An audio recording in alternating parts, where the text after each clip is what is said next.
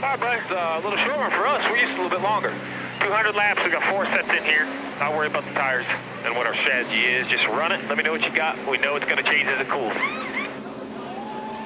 Stevie Letarte calling the race for Dale Jr. tonight. Again, his team with 4 entries in the field. Kevin Harvick, green and white car, leading them down to the green flag in Texas.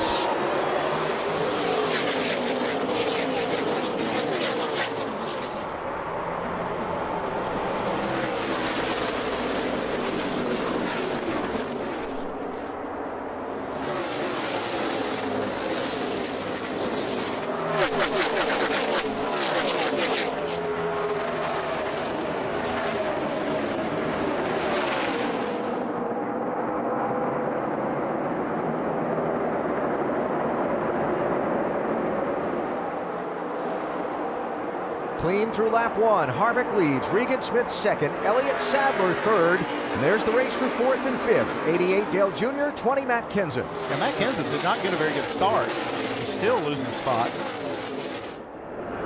And on the right, the guys charging from the back. 3, Ty Dillon. 42, Kyle Larson.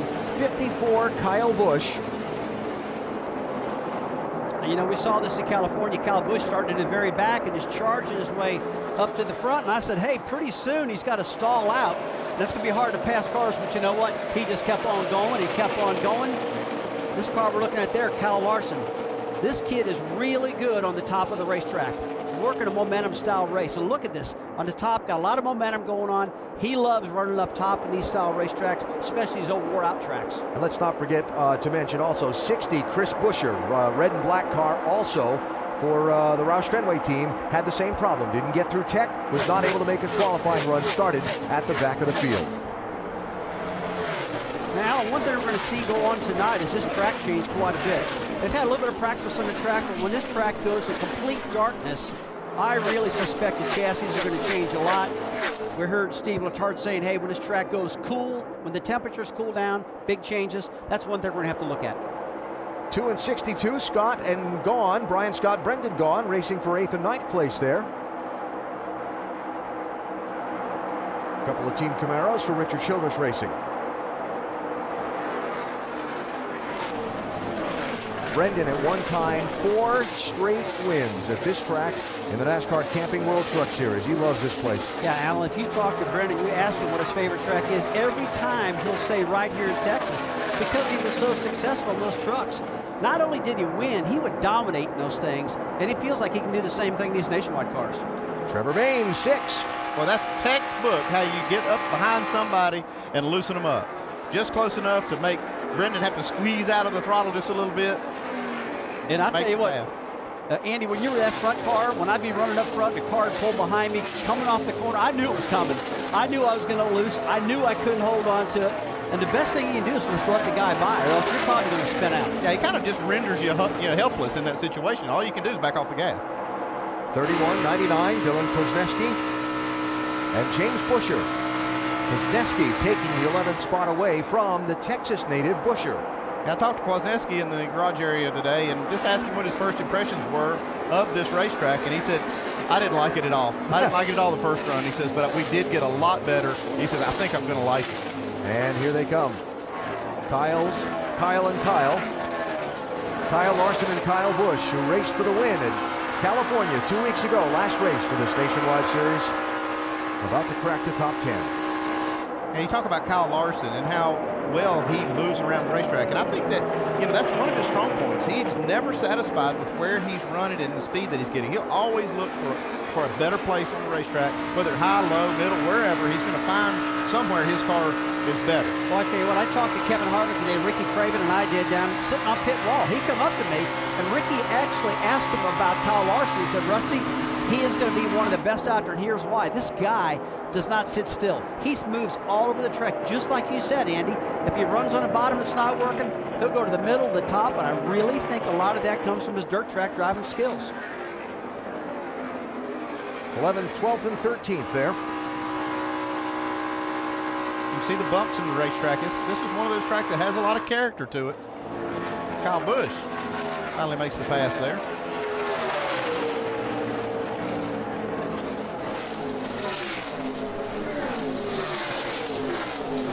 So So that puts Kyle and Kyle up to 11th and 12th places.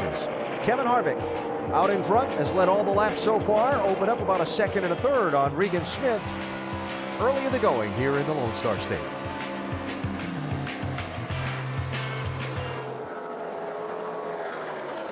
A very chilly start to the day here in Fort Worth, Texas, but a nice 64 degrees right now as we're just underway with tonight's O'Reilly Auto Parts 300 for the NASCAR Nationwide Series at Texas Motor Speedway. Kevin Harvick, the race leader, up by 2.3 seconds on Regan Smith. There's Regan in second, Dale Jr. third there.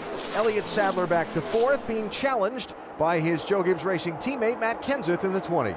Yeah, now Matt looks like he's going the right direction. Early in the race, he was going back. You know, we talked earlier about how he's so good with tires that wear a lot. And I suspect that's what's going on. When the tires are brand new, everybody else is about as good as him. When those tires start wearing, Matt searches around, finds a good groove. And you see right now, he's running about the second lane. He's not clear up to the top, but he's an expert at this stuff, at working those older tires. And the very impressive Chase Elliott, the 18-year-old in the 9 car, picking up a spot on Elliott Sadler, racing at another track where he has precious little experience. Tell you what, I think everybody's been impressed with what Chase has been doing all year long. I mean, even his dad says he's doing better than I ever thought he'd do. It's some real fast racetracks like Las Vegas and out in California. Runs great at both of those tracks. I know Dale Jr.'s happy with him. His sponsors are happy. And he's the talk of the garage. He really is. And you know, when you were racing years ago against young drivers, this young, that they were nowhere near as mature as we see some of these drivers today. I mean, this guy races like he's been doing this forever. I tell you, you listen to his interviews, he's so calm, he really explains his car good, and above all, he really appreciates what he has. He is so excited to be in this car, it's unreal. You got to remember, this is a kid that's come out of short track cars, a little bit of truck racing, and man, he's got a big brake ride here with a big time sponsor too. He not only went by Elliott Sadler, he pulled away from them fairly easily. Let's update this 11 with Doc. Yeah, Elliott Sadler says the car just not handling it all his luck. He's going way up across the racetrack. He said the car is very, very tight, middle exit. Now, they left the car slightly tight to begin the race, knowing this track would free up, but it is so tight now when he goes in the middle of the corner, the car just will not turn, and he's scrubbing off a lot of speed. He'll lose another spot right here. Kyle Busch driving on by. Yeah, you see Kyle Busch and Kyle Larson and the guys that started at the back. They basically had sticker tires when this race started. They didn't have any laps on them. The rest of the cars out there had basically 3 qualifying sessions on their tires. So they do have a little advantage when it comes to tires, and that's easing them. They're helping them ease their way to the front. So Kyle Busch up to 6th place after starting 40th. I'll tell you what, I mean, I'm watching Elliott Sadler struggle here a little bit, and I watched that car struggle quite a bit, and a lot of people say, look, Kyle Busch's car is the same as Elliott's. You know, and every now and then I hear drivers say, look, I can't drive his setup. I just can't drive what he's got. I wish one time they would put 100% of that Kyle Busch setup in the 11 car and let him start the race. And if he doesn't feel right the first maybe 10 or 15 laps, I'd be interested to see if he's going to get accustomed to it and if he can run better, because it's obvious Kyle's setup is really, really good. And we know these cars are the same. Yeah, but I talked to the 3 crew chiefs today in the garage, all 3 of them together at Joe Gibbs. And they said that the 2 cars, the 20 and the 54, run very similar setups. But Elliott does like to run the track a little different, and it does change the way you have to set the car up. And I think that's one of the reasons that he can't really run the identical setup and still be up. They say he really arcs the car in the corner. Elliott likes to do that late turn in, and that really is hard to set up for because the car wants to get really light and loose in that situation. Well, I agree with everything you're saying. Although, if I was done with practice and my old hot rod wasn't handling good, I'd say put that 54 setup in that car and let me try it. You see a lot of guys in the Cup garage area going, hey, my car's bad, but my teammate's great. And they just put their teammate's setup in there and start the race and see what happens. Speaking of starting fast, 22 of Ryan Blaney right there. So his car had trouble getting through tech inspection for qualifying, just like a lot of these other guys did. They got it through tech very late in that opening 25-minute session in the knockout style qualifying now. He was buckled in the car down at the exit of the inspection area, drove it from the garage out onto the racetrack and got past the start-finish line just before they waved the red and black flags to end the session. He made 1 lap on the track from the garage area and set 3rd fastest time. That take him any time to get up to speed, doesn't it? And, you know, another one of these kids, just cool as could be. And did you just notice Kyle Larson moving all the way up to the top 7? Kyle Busch is in the top 5. Yeah. Kevin Harvick's in the top lane, Yeah. and he's also in the top spot. Can he stay there? He's been there the whole race so far, They're coming. but it's kind of early still. Here in Fort Worth, you just watched 2nd place change hands. Dale Jr., 88, had gotten around Regan Smith for the runner-up spot. Kyle Busch closed and went by. He's on a mission. It's 32 laps to get from last to 2nd. He's got about 5 seconds, a little over 5 seconds to make up on Kevin Harvick. Tell you what, old Kyle Busch, I like to download his brain and see what's in there about what he knows about these nationwide cars. He knows how to get these doggone things handling. He knows the right feedback to give this crew chief. And it doesn't look like really he's want just to say tighten it up, you know, but sometimes it's too tight if I don't get the rear swinging correct. He's giving good feedback. Just adjusting that car, looking out front, what's going to happen. Incredible, this style of racing.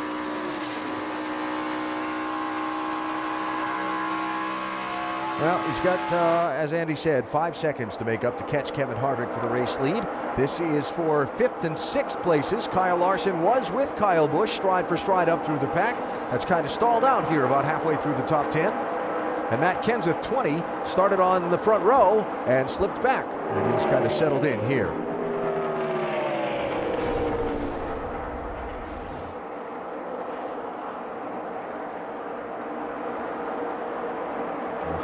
It's like his car might be giving up a little bit of rear grip. Quarter. And that's right. All clear. That's right as you come off the bank, and it just, the track flattens out big time right there. That's where you lose that downforce, that side grip. Evidently, he figured it out. He passed Matt. Dave? You guys talked earlier about Kyle searching for that line. That's become his MO pretty much in all of NASCAR racing. Well, he knew he was going to have to do that starting at the back, and right before the race started, had a good conversation with crew chief Scott Zipadelli, and it was about, hey, let's forget about that cup car for right now, find your line, and we'll be there at the end. And Kyle gave a very confident 10-4 coming back. As you saw, his car a little bit loose right now. They'll make some adjustments for that on the first stop. Mike? Well, Dave, Kyle isn't the only driver saying his car's loose. Matt Kenseth saying the same thing. In fact, he's saying it's way too loose to run the line he wants, which is up top, although that's where he's been trying to make it work. But he's very detail-oriented, and the car just is not handling the way he wants it to. They're expecting an air pressure adjustment now in the first pit stop to tighten that car up, Doc. And back behind him, impressive rookie Chase Elliott. Same story for Chase. He said, I've never been here before. I was going to go to school and watch some of the veterans get it on this track, which is why he's following Matt Kenseth. He's got the same issue Kenseth had. The car losing the rear grip, and now he says, I've lost almost all of the rear grip. I'm just hanging on, trying to run near the bottom of the racetrack. Alan? All right, Doc, thanks. Not pictured. Mike Bliss has been on and off pit road. Hood was up on the 19 car. He went back behind the wall, has come back onto the racetrack. He's 24 laps down. Mike was hoping to have a good night tonight. Not going to turn out that way. Yeah, it sounds like that engine was letting go. He makes the turn into the garage. As I say that, he comes back down the pit lane and makes the left turn. I think it had some problems with the engine, and it finally just went all the way south the last lap.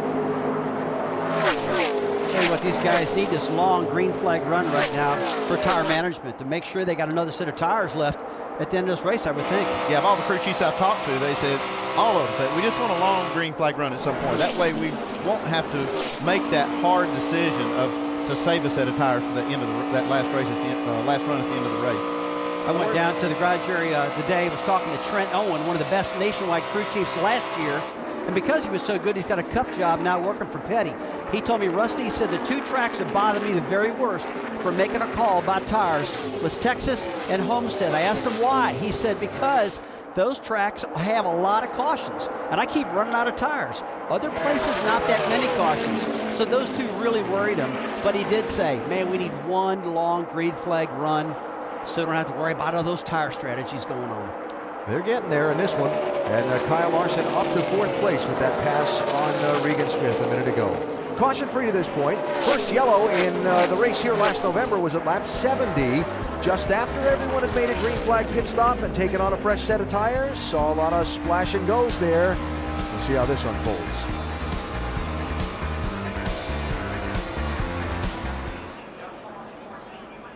Caution out, first time tonight here at Texas Motor Speedway. Trevor Bayne was running in 13th place. He had troubles that started off turn number 2, finished off turn 4, and look at the inside of that car. They're still mounting on him. Yeah, you can see all that stuff on the dash. That's the part of the foam that's in the right side of the car. Looked like he had a right rear tire go down coming off of turn 2. Tried to get it around 3 and 4 and ended up spinning out. Pit road's open, though. Here come the leaders. Coming to you, Dave. Kyle Busch, very good all the way up to second, a little bit loose for that car, but he said only a tad here, a tad there on air pressure. Dale Earnhardt Jr., very loose, late exit. He'll get adjustments for that car. And for Kyle Larson, really early, very good, but during later in the run, he lost grip on that car. Sunoco fuel in all of them. Doc? Kevin Harvick, very loose center off, 4 tires, Sunoco fuel, 1 round down. There's a round down, left rear wedge. They're going to clean the grill and put a piece of tape on the grill to try to get the car tightened up. There's the wedge adjustment. Harvick down and away. He will be the first off of pit road in front of Kyle Busch.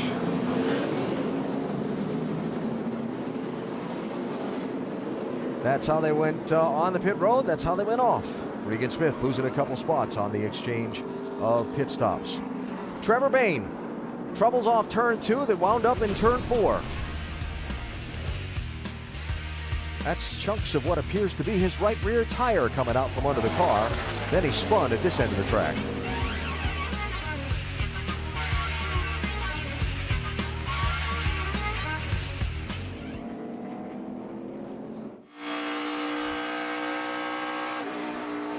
A live look inside Trevor Bayne's car as we wrap up the first caution tonight here at Texas Motor Speedway. Rusty had the best description. Looks like they forgot to empty the lint filter in the dryer. I tell you what, it's a mess inside that car. That stuff come apart, that inner panel come out of the right rear. And that flat tire, Andy, just whipped all around and just tore that foam all to pieces in there. It's got it all over the inside of the car. He does a good job not to get it into the wall, but there's a lot of damage that tire did to that right rear. And I see some smoke from the car on that lap trying to get to the pits. Down to Dave. They'll work on the right rear there, trying to pull the fender away from the tire. There may also be some debris in there because there's the right rear tire. There's pieces and parts of it on the track and perhaps up in the wheel well. Trevor reported his car was loose. He felt he was wearing the right rear, and that just came apart from an extreme wear situation, guys. Dave, thanks. Remember, we detailed just before the start of the race, this is a new right side tire that's being used here. Hadn't heard any of the teams talk about excessive tire wear or anything like that in our time down in the garage before the race. But I'm sure that got a lot of folks' attention and something to keep an eye on. Got mine. Kyle Busch outside of Kevin Harvick for the restart. So Trevor's going to go a lap down right there. Going to have to hope for the lucky dog later on in the race. You'll see now just how good a car Kevin Harvick has. He's got the same tires now as Kyle Busch and some of these cars that started at the back. We'll see if he can drive away from them. He certainly did the first run. Well, I think the track's changed a little bit too, Andy. It looks a little bit blacker, not a whole lot, but they're definitely putting more rubber down, which is going to change the handle in the car. Yeah, that's a good thing, though. With high tire wear, you want to see that groove kind of come in. It'll help that. The longer this race wears on, it'll lessen that wear. Good stuff here.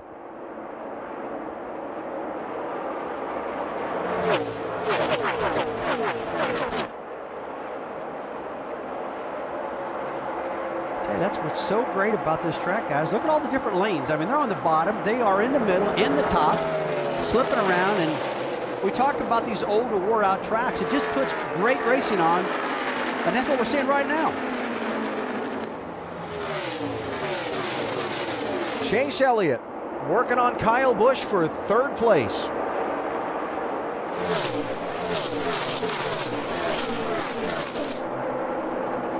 I mean, when you're a young kid like that, and you're going toe-to-toe with Kyle Busch, and you're about to pass him, you're probably thinking, you know what, man, I think I've made it. I think I'm good enough to do this.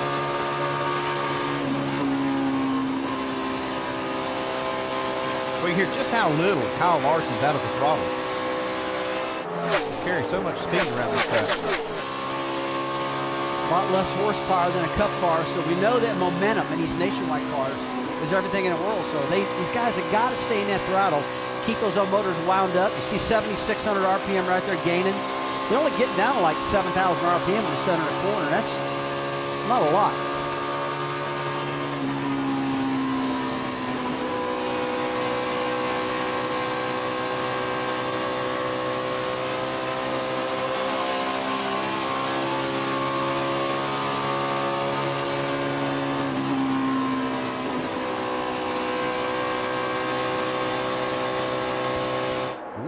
Yeah, you can just see Chase Elliott, how hard he's having to drive that car. I said 7,000 RPM. It got down to only 7,500 at that time. So they're keeping those things wound up pretty good in the center of the corner.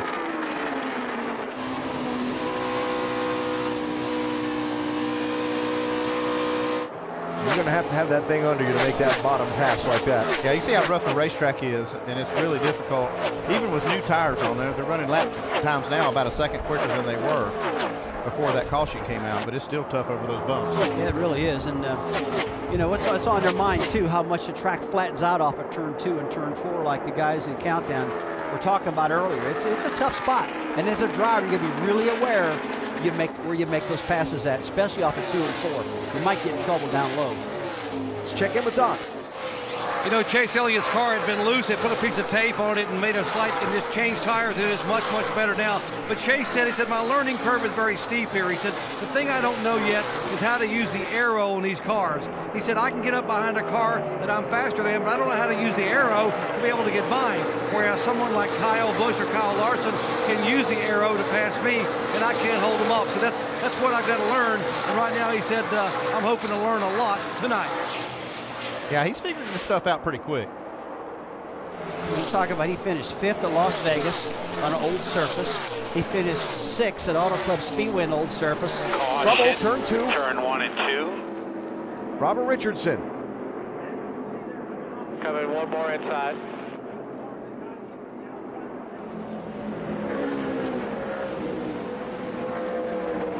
Believe I saw the engine in that car going up in smoke, heading off into the corner, out of the corner of my eye.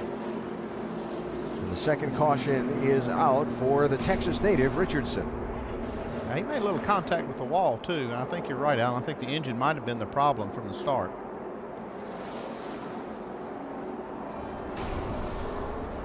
Now, you can see right here, there's smoke coming out, looks like from under the hood in the front of the car.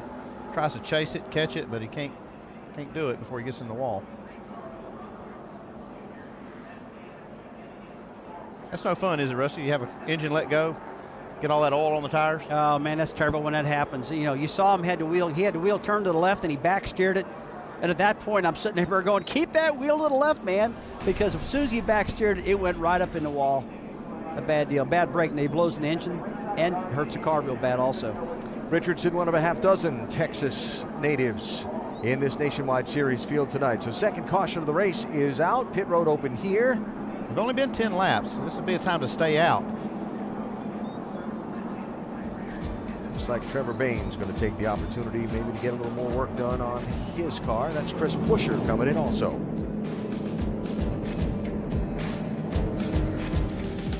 Texas Motor Speedway, the Great American Speedway they like to call it, rising up out of the northern part of Fort Worth.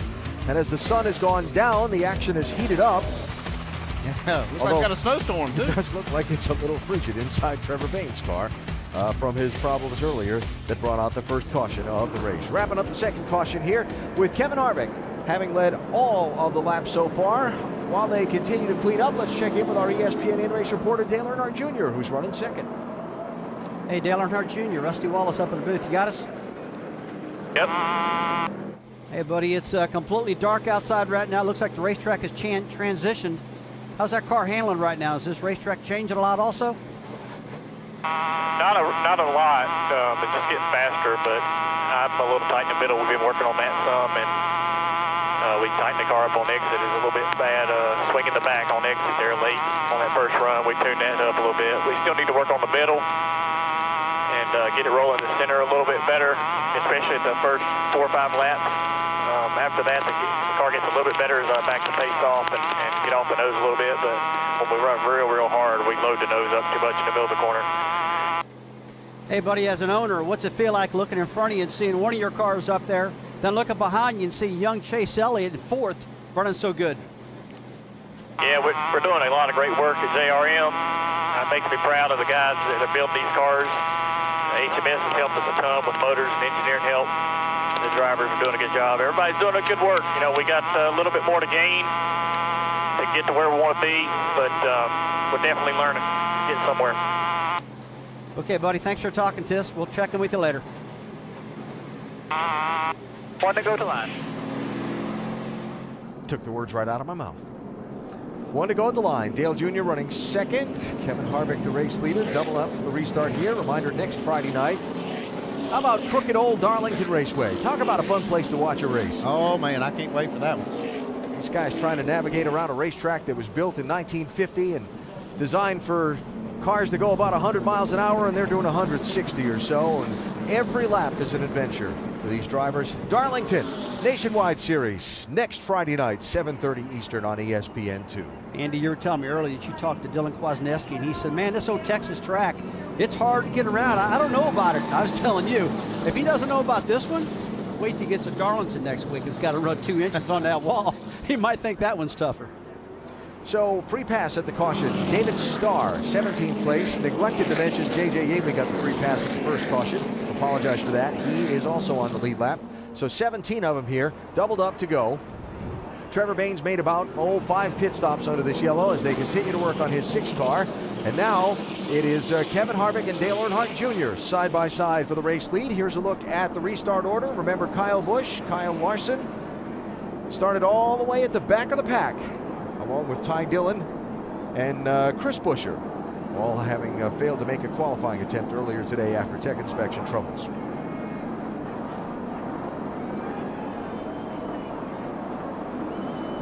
Harvick's been really good tonight. Let's see how he makes out this time.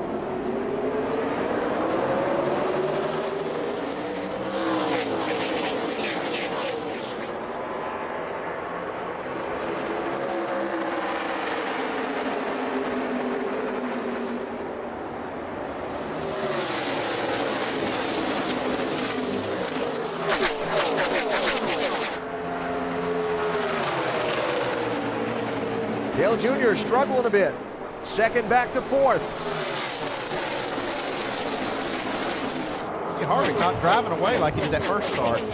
Right before that caution came out, Kyle Busch had started to pull back up on the back bumper of Harvick. It looks like maybe he's going to continue that. I think Harvick's going to be able to drive away from him. Now going back to Dale Jr., looks like he just hasn't settled in yet. And that car is just not where it was. But look, I think it'll come on, but well, that first couple laps is tough. Well, one thing I heard him say right there is he can't really hustle the car because the splitters hitting. And when they have new tires on, they're carrying all that speed. I think that's where he's struggling. He can't really carry this real fast speed that they can run for a couple of laps after a restart. Look who's joined the party at the front. Kyle Larson off that restart, grabbing a couple of spots. Now trying to press Kyle Busch for 2nd place. You know, I don't think Kyle Busch and Kevin Harvick and guys like that nowadays, when they look in the mirror and see Kyle Larson, they don't say, who is that? I haven't been used to run with that guy. They expect him to be up there now because he's no joke, man. He's a young driver, but boy, he has got some talent that is incredible. And again, earlier in the show, we were talking about how Harvick told us that Kyle Larson, he's never seen a driver like that who can search all over the track to find the best groove out there. Got another right rear. Canterbury Hill. Out. Yep, there's the caution. This is not what these guys want to see. This is where this tire management thing's going to start coming into play. And they're going to start running out of tires. The one thing, he doesn't have that many laps on that right rear. I would say he may have run over something. That's a little different than what we saw with Trevor Baynes. That's just the whole tread rubber coming off. Yeah, I agree with you, Andy. I don't think that it's been tire wear issue. It's got to be a puncture that caused that. 3rd caution of the race out, the Oklahoma native, Barry Hill. I saw a huge crowd around the back of his transporter. I'm thinking back to last week again. His hauler in the garage. In the garage area earlier. In the paddock? Yeah, garage. I got that part right. A lot of family and friends down from Oklahoma to see the young man race here. The tire fixed up, and he is headed back onto the racetrack, but caution out for the third time. Tires changed at lap 43, Andy. Yeah, this is a tough one because they've run quite a few laps under caution, very few under green on this set. I don't expect them to come down the leaders at least. Anybody for just well, I would think about gas, and the only reason I say that it's been, like I said, 20 laps on the fuel, a lot under caution. But these tires don't look like they want to go a whole fuel run, so I don't know if there's any advantage to coming down pit road and getting fuel only. Kyle Larson. Yeah, his old horse looked like it wanted to go toward the barn, didn't it? Yeah. He's that first one in. Elliott Sadler, is that the first one in there? Yep, and he was back in 14th place. Not many takers on the pit lane here under the caution for the third time. Perfect night in downtown Dallas. Not too far from there, Texas Motor Speedway after 65 laps complete. Kevin Harvick is out front. So a little bit of basketball in town this weekend, a little bit of racing. It's as good as it gets. We're looking for a little bit of a Cinderella out here tonight. I'm in heaven. Get it? It's euphoric for me this weekend. You are. It is a very good weekend for you. Not a good weekend, though, on track so far.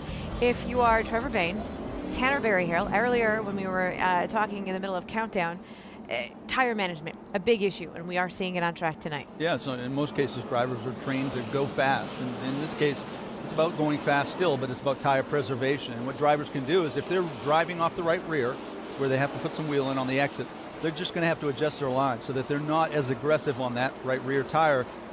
Experienced drivers are good at it. Young drivers not so good at it, but they better learn quick tonight. Looks like it could be an issue. Yeah, we're going to see, especially if we can get a little bit more of a sample size. You know, that wasn't that long of a run before we saw the last issue with the right rear tire. Let's watch again. Let's see what happens the next 25 laps. And usually, you know, with the right front tire, you've got so much camber, you know, built into the tire that it creates an issue with the right front.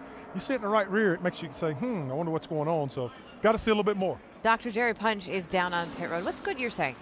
Well, I just checked in with Greg Stucker from Goodyear, Nicole, and he said that he had not seen any other right rear tire issues. He said the right rear tire on Trevor Bayne's car, he said Trevor was so loose, exactly what you guys were talking about. The car was so loose that he ripped that right rear tire apart, and that's why he had the problem. He said doesn't know about the 17 car yet. With other cars down here where I am, like the 9 car of Chase Elliott, our leader, Kevin Harvick, been very loose the second half of their run. They came in, and their right side tires look fine. Nothing coming apart, nothing wearing significantly, so no other tire issues down here that we can see thus far among the leaders. Alan? Okay, Doug, thanks. We were coming to the restart. They have waved it off, and we're going to go another lap. They've got a cleanup truck out in turn 2, picking up a piece of debris that was spotted, I believe, from the pace car. I'm just thinking, you know, if somehow the Carolina Tar Heels had been playing basketball here this weekend, Big Brad would be he would have been in impossible to live with, because he's got his 2 favorite things in one place, basketball and NASCAR racing. If his team had been here, he'd have been at another whole level, huh, big fella? Absolutely. And they've got big ribs here, man. Are you kidding? The stakes are huge. Get those delivered to you already, huh? All right. So last restart, Kyle Busch got through to second and was there with Kevin Harvick for a little bit, as close as anybody'd been. But Harvick got away after a couple of laps. Now Kyle Busch is going to get another shot at it. Getting into the corner, he's beating me because he can arc it out a little bit more. And he's got more rear grip and more front turn. Like if I arced it out like that, I'd probably lose the rear trying to turn it down, and then the turn wouldn't be there either, you know? So I'm just lacking a little bit of that. Always processing. Yeah, that's why he's so good. I mean, having a driver like that that's giving you that kind of information really helps you adjust that car. His explanation right there is a good one, but it's a tough one to fix too, because he said, I'm loose going at the corner, and in the center of the corner, I'm loose in the front end. So as a crew chief, you're trying to figure out what you can do to fix both ends. Yeah, and that's tough. That's a tough problem to fix, but it's kind of a common issue. Kyle Larson, he's made a good charge up through there in third. Good look at the restart order here. Ryan Sieg got the free pass at the caution. He's back on the lead lap in 18th place. All right, let's see what happens this time. 100 miles into the 300 scheduled for tonight.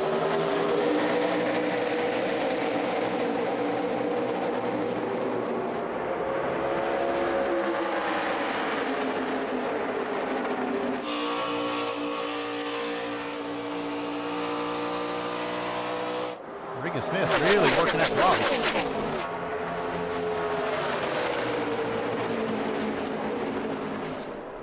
Now it's Kyle Larson's turn to challenge for the lead.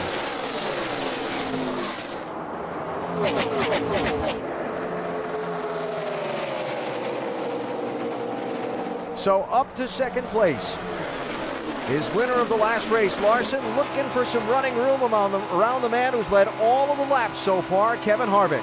I tell you, in the corner, he's got that nose out a little bit, so he's getting good downforce in front of that car. That makes that front end stick real good, and that's how he's able to stay right on Harvick's rear end because of the momentum and that clean air.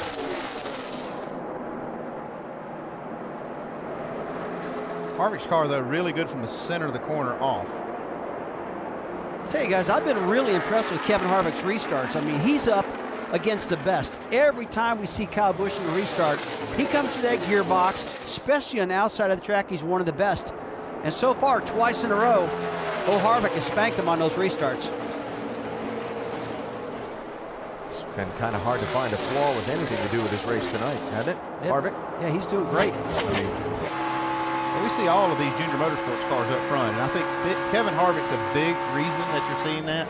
He started driving that car this year, and he's really been kind of hard on the guys. I talked to some of the crew chiefs. They said he's really picking apart the weaknesses that they have on that team and working on them, and I think you're seeing some of the fruits of that right now. I mean, Kevin Harvick out in front, this is as strong as we've seen these cars. This was a topic you brought up when we were all talking on Tuesday about Kyle Larson, talking about how a good driver, an aggressive driver, will expose, I'm going to quote you here, will expose the weaknesses in your team and make you work on them to be better. Yeah, that's one of the things I realized when I went to work for Dale Earnhardt Sr., how quickly that we could make the car better, because he would find the deficiencies that you had in the car so quick because he's taking the car to the limit every single lap. And I think that's what we see with Kyle Larson. He's made this Turner Scott team a lot better because he drives the car so hard that you can find the little things that you can do to your car to make it better, and you find it quickly. You've got a good car tonight, though, Dave. It's been fun to listen down here, Andy. Start of the run, driver report, tight entry, crew chief back to him. Well, I shouldn't have added that little bit of air pressure in the right front. Driver back to crew chief. Hang on, I really haven't driven the car hard yet. Now he's driving it hard, and now he's not reporting that tight entry anymore. Like you said, gives it everything and great feedback. There you go. Well, after starting in the back, Kyle Larson up to second, Kyle Busch to third. Ty Dillon, after this restart, has worked his way up to seventh ahead of Matt Kenseth. And then Regan Smith, who we heard having to really pedal that 7 car just off the restart, has now slipped back all the way to 9th place. He was running as high as second in the early going. Yeah, I'm kind of surprised we didn't see Ty Dillon moving up quicker, because he was the fastest in practice. Didn't get to qualify. He was back there with the 2 Kyles in the back on the start of the race. I thought maybe we'd see him chase him up through the pack, or maybe even lead him through the pack. But he's taking his time about getting there, but he's now up to 7th. He's on his way to the top 5. Tell you what, he's getting it done big time right now. It's starting to back, like you just mentioned, Andy, and all the way up to 7th. This car hasn't slipped around much at all. It's going straight forward. He's got a good handling car, and he seems like the crew chief is keeping up with the racetrack. Danny Stockman, the crew chief, won the championship with Ty's brother Austin in this series a year ago. Pattern repeated.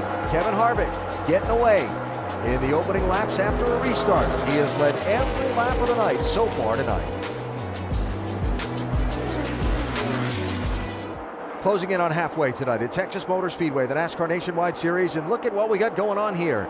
3 drivers racing for the lead, beginning to experiment as we get later on this set of tires with different lines around the racetrack, each finding a sliver of speed here or there that gives him a run or slips him back from the group, and all the while Harvick able to hang on. I think Kyle Larson would love to have Kevin Harvick's groove, but Kevin's occupying it now, so he's trying some different things and then not really able to make this pass. He's still looking for it, though. He'll try high, Kyle Busch will try low. Well, now's the time to do it. I mean, it's not the critical point in the race. I mean, he's can I dive bomb, get into turn 1 and turn 3 and clear him? That's what Kyle's thinking. He tried it, didn't work. But at least he knows. Uh-oh, lap traffic there. All right, get a pick. Oh, look out. Okay. 52, Joey Gase. Early in the race, he wouldn't have got away with that late. Just trying to hold his line. And hey, Andy, that's a good point, what you just said. I mean, late, you got to go for it. You got to try it. Right now, you need to log laps and stay in the hunt, and that's what Kyle did. That was a good piece of driving. Use his head on that one.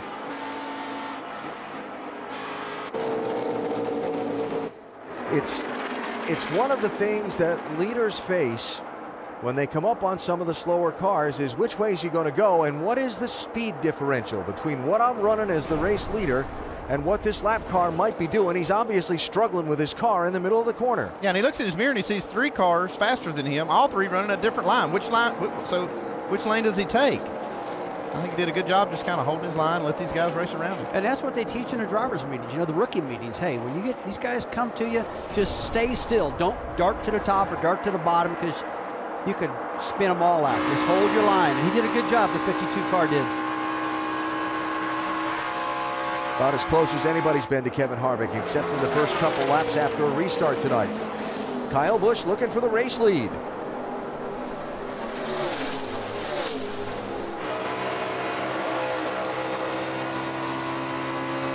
Same thing we saw with Larson. Larson ran right up to Harvick but couldn't make the pass because that high line was just carrying all that momentum. We'll see if Kyle Busch can make it work. He got a good run that time.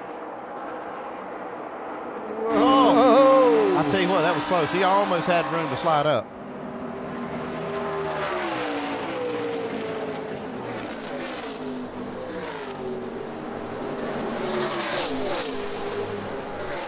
Got him here. Yeah. That was a nice pass. Now we'll see if Harvick can make the crossover. No, and he did too. Harvick leads that lap.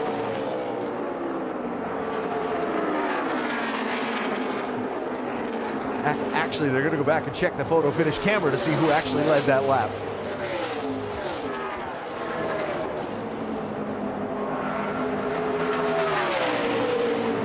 Harvick by a skosh. Don't believe Harvick's going to lead this one.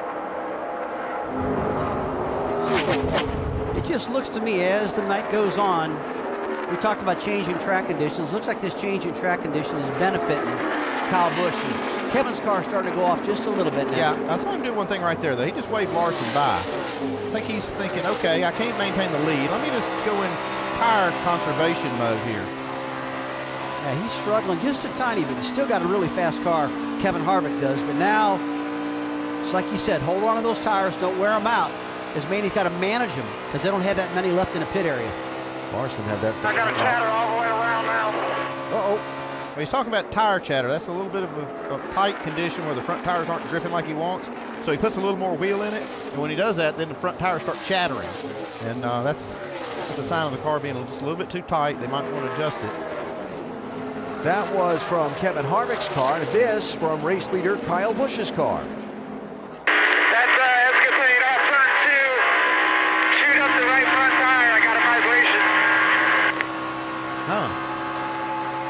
I'd be worried about that little transmission right there, especially what we've seen with tires here lately. And I'm telling you what, when these crew chiefs, these owners hear that, hey, I got a tire chatter, I got a vibration. The big payday for these guys is tomorrow. Sunday during the Cup race. That's the big deal. They can't afford to get these guys hurt with blowing a tire in one of these nationwide races. I see Harvick back way off of these 2 front runners. I think he didn't like what he felt with his front tires. He's going to try to make sure that he's not the first one to have a problem. He basically just waved Kyle Larson by. When you got tire chatter like Harvick just said, that's just lack of grip like you were saying. A lot of times, they really put a lot of air pressure in these tires, and sometimes they get overinflated. They got to drop that pressure down to get that grip back. But there's a point where too low air pressure makes grip go away. So it's something that's happened in the last 4 or 5 years that they've really got to pay attention to, because it can go both ways. Harvick's a smart driver, though. He knows he's feeling that. He says, if I keep pushing this thing with that tire chatter, I'm going to have a problem. Oh, yeah, you got a tire chattering like that. You keep driving it hard to its limit, it's going to blow. There's no doubt about it. You're just pushing it way too hard. He's got to back out of the throttle earlier, let it coast to the corner, maybe pick the throttle up a little bit later.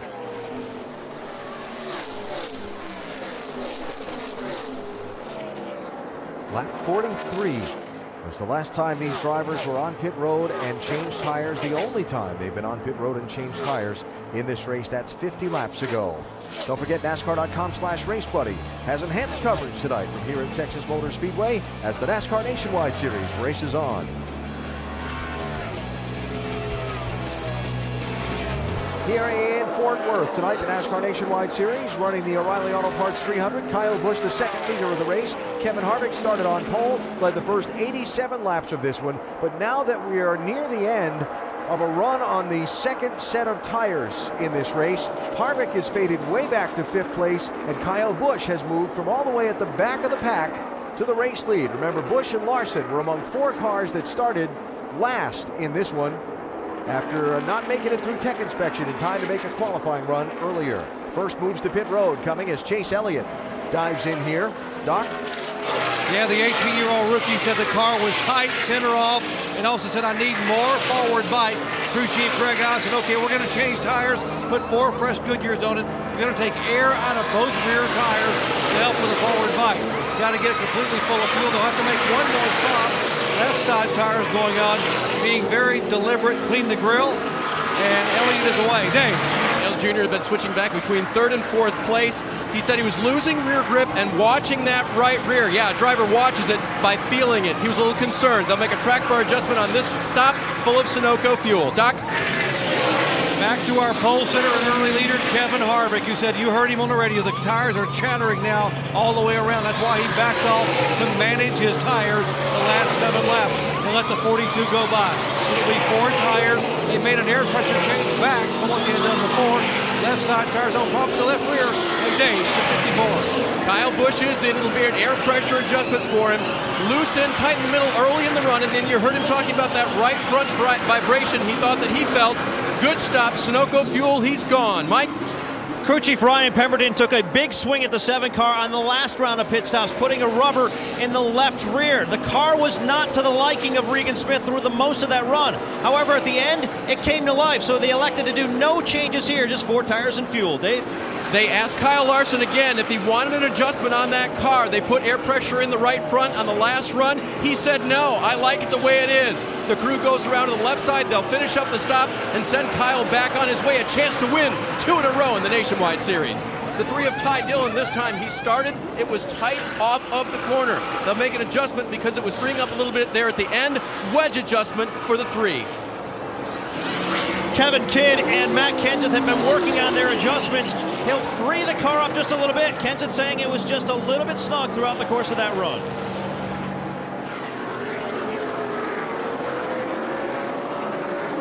Mike Bliss coming back out of the garage. Elliott Sadler, the race leader. Remember, he pitted under the caution at lap 64 when others didn't. But now you can't give up the speed on the fresh tires to these other guys. So here's Sadler on the pit lane. Well, and he could have stayed out even longer, but he started to get a vibration on the right front tire, so they'll go 2 rounds up on the track bar and go ahead and change 4 tires. His car has been very tight. It has gone from very tight to very, very, very tight. That's 3 varies in the last time out running. They will also make a chassis adjustment in the left rear, and Elliott Sadler is down and away 12.5 seconds. 3 cars yet to pit to complete the cycle of lead lap cars. J.J. Yaley is your race leader, 93. David Starr, 44, is second. And Ryan Sieg, 39, is third. Then it'll cycle back around to Kyle Busch after they make their pit stops.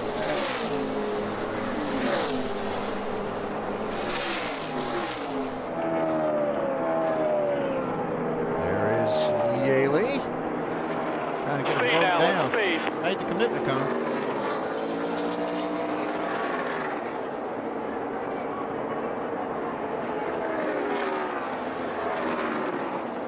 Tires look fine. One of the wheels had some rubber packed in it. Wheel weights are good. 88's coming. It's you and him. So it'll cycle back around to Kyle Busch now with Dale Earnhardt Jr., Chase Elliott, Kevin Harvick, and Kyle Larson making up the top 5 after the cycle of stops complete. So Larson, the one losing ground on that set of pit stops. It looked like they had some trouble on the right front. Yep. Slowed that pit stop down.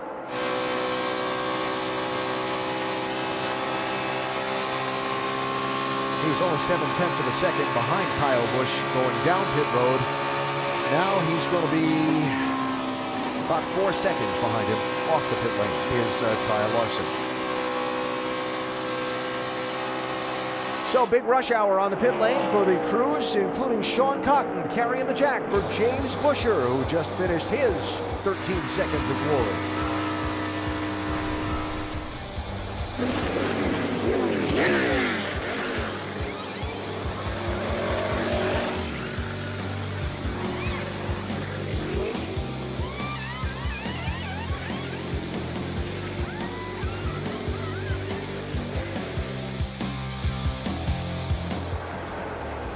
Well, new right side tire brought here by Goodyear to Texas Motor Speedway for the weekend. Got a lot of people's attention after Trevor Bayne spun early on at lap number 41. And then when Tanner Berryhill cut one down, and people toward the end of a long green flag run began feeling things kind of spooked everybody. Well, everybody's running up and down the pit road now looking to see how they fared, as we have been under green for some time now and just completed a cycle of pit stops here at Texas Motor Speedway. Just past halfway, Kyle Busch now leading. He's up on Dale Earnhardt Jr. by 9/10 of a second. Chase Elliott, Kevin Harvick, and Kyle Larson now make up the top 5 in that order. Check out the scoring rundown across the top of the screen.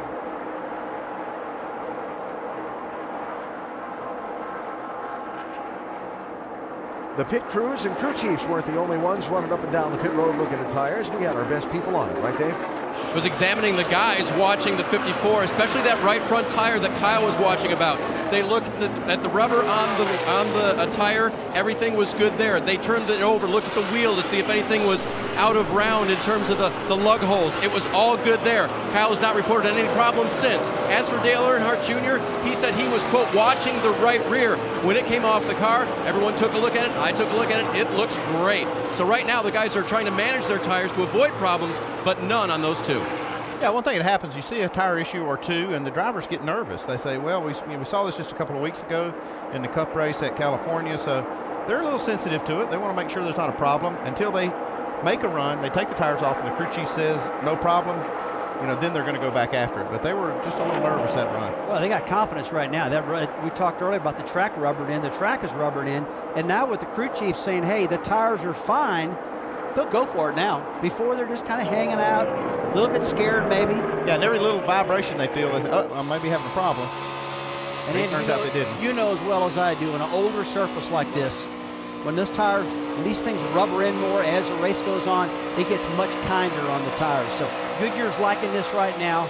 I think we all are. Yeah, what happens is as the tire rubbers in, as a track rubber, I'm sorry. Wow, that was close, real close. Yep. It starts filling in all those little gaps in the porous surface, and it makes it a whole lot easier on the tire. Regan Smith 7, Ryan Blaney 22, fighting for 7th and 8th places. Fighting pretty hard.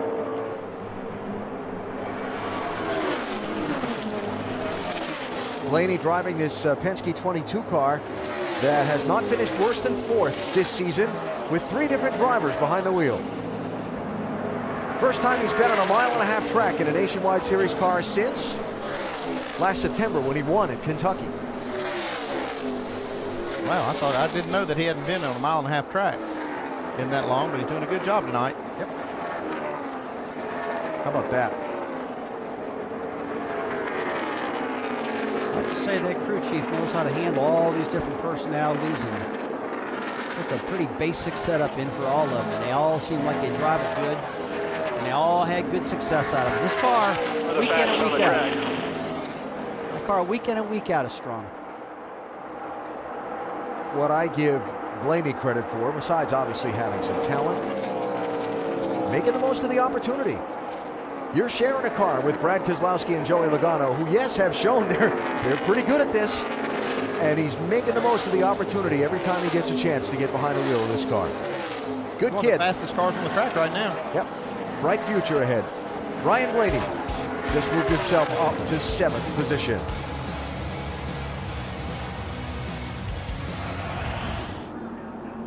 Caution's out, pit road's open. One of those pull out your hair decision moments for the crew chiefs. Looks like they're all coming in, but what do they do while they're here, Dave? Leader Kyle Busch will have a wrench go in the rear window for a track bar adjustment. He was a little bit loose. Tires are going to be changed. Same for Dale Jr. They debated it a long time. His car was really good on the balance that time. Doc? No debate here, all about the numbers for Chase Elliott and Kevin Harvick. 78 laps to go. They got 2 sets of tires, so you got to put fresh Goodyears on, and both will do it. Right top, right bottom, right side tires going on the rookie Elliott. Now left side tires going on Kevin Harvick. Slight air pressure change. Neither driver, neither of those two have complained of a problem. Pit stops. Elliott down and away at 14 seconds.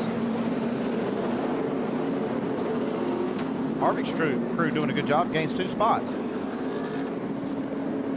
So there you go. Reason for the 4th yellow flag of the race. Chad Boat, the young driver aboard that 84 car, was running in 21st position, and he had trouble off turn 4. Runs out of room, gets it in the wall. Gets a little worse from here. Kyle Busch right behind him. And how it finished up further down the stretch. Fortunately, nobody else got into the young 22-year-old. Doubled up the restart in the NASCAR Nationwide Series. O'Reilly Auto Parts 300 tonight in Texas. Reminder, NASCAR's launched its 2nd annual NASCAR Race to Green initiative, a way for race fans to help support the environment. Visit www.nascar.com/green and learn more about NASCAR's Green Initiative. The green car of Kevin Harvick outside the black and green car of Kyle Busch. Kyle now the race leader. Remember, Harvick dominated the opening third of this race, slipped back. They did find a wheel weight off the right front on Harvick's car when he fell back feeling that vibration, so he knows he's good to go here. See if he can get the lead back from Kyle.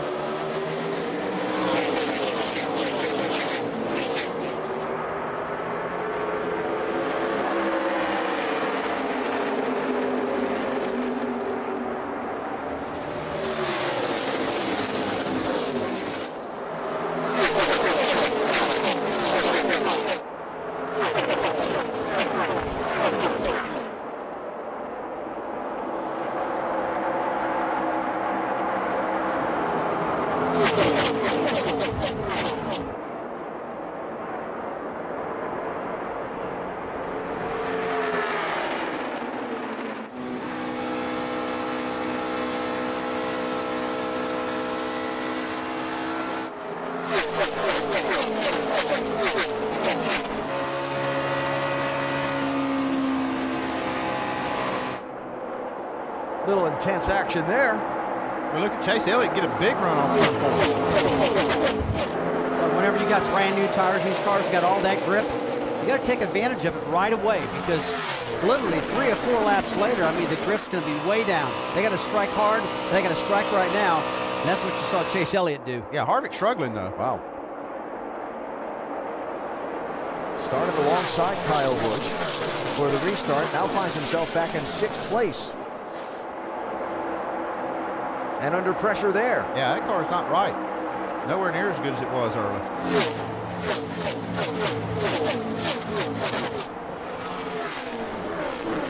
Ryan Blaney and Brian Scott, 22 and 2, working on Harvick. You know, you just wonder if the 5 car of Kevin Harvick might have made an air pressure change, and maybe that front splitter plowing. Well, maybe that splitter's banging on the ground and causing a problem. Until the air pressures come up, it's probably going to do this, because when that thing starts gaining pressure, that splitter will get back off the ground. It's the absolute worst adjustment I've had in a long time. Well, I'll say he's really struggling right now. He started up on the front row on the restart. And that is 9th place. He's about to be shuffled back to if Ty Dillon can get by him here in the 3.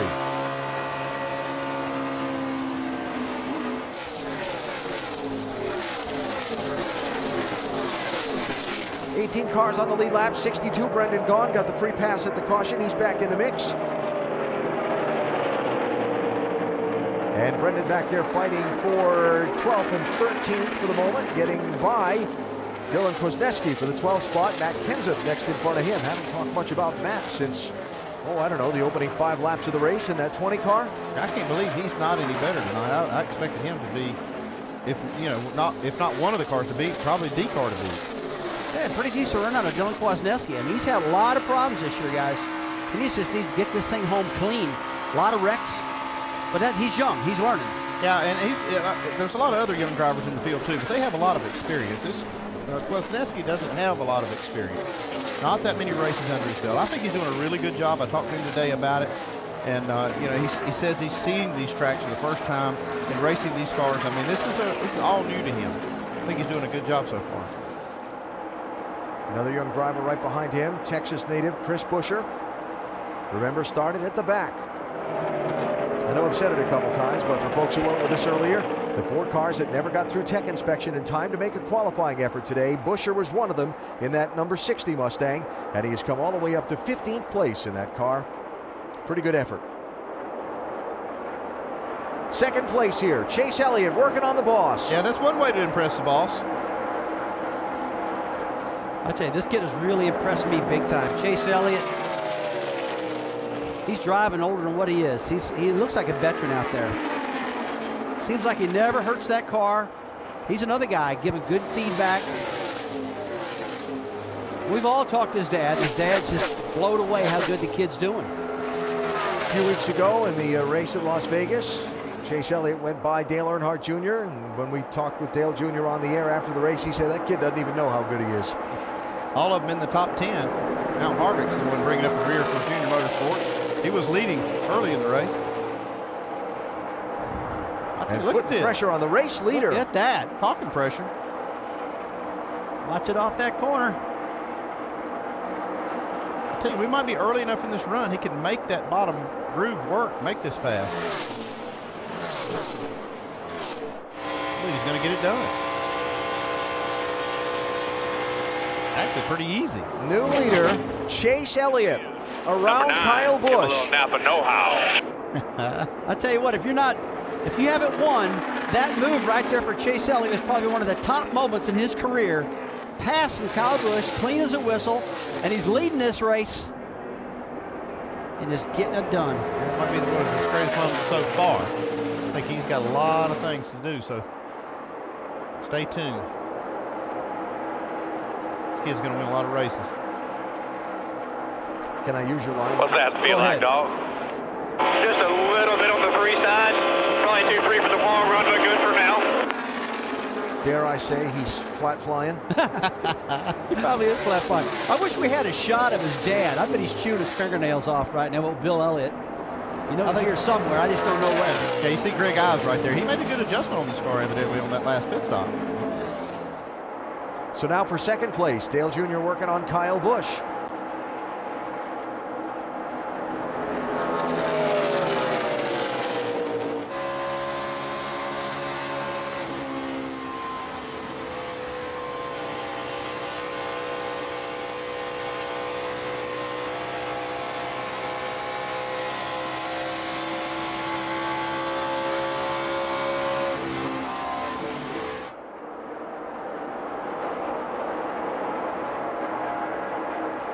Up to second for Junior, back to third for Kyle Busch.